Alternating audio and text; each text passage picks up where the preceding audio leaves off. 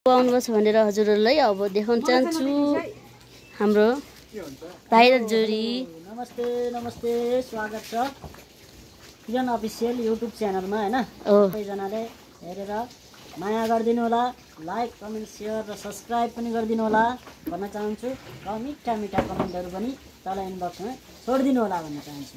कतिले चिन्नुहुन्छ उहाँलाई?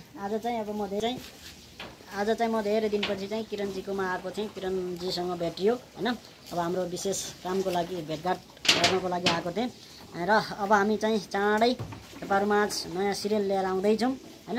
तपाईहरुले माया गरिदिनु होला भन्न चाहन्छु। कतिले चिन्नुहुन्छ कुनै हामीलाई हैन, हाम्रो एकदम भाइरल जोडी हामी सबैजना मन पराउनु भएको। अनि आज चाहिँ धेरै पछि उहाँसँग भेट भएको छ। आज उहाँ मेरो रुममै आउनुभएको छ कामको सिलसिलामा है।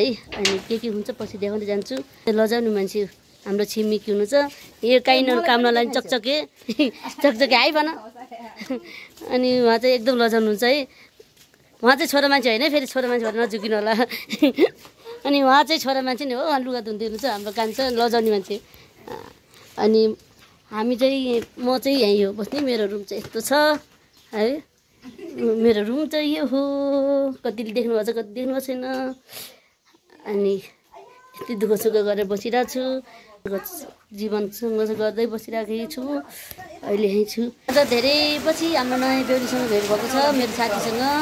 हामी सामाकोसीमा नाटक भइरहेछ, मेरो नाटक भर्खर सक्यो। हाम्रो नाटक हेर्न आउनुभएको, भेटघाट गर्न आउनुभएको धेरै पछि।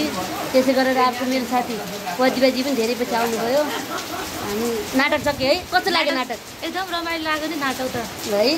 अनि हो तपाईँलाई कस्तो लाग्यो?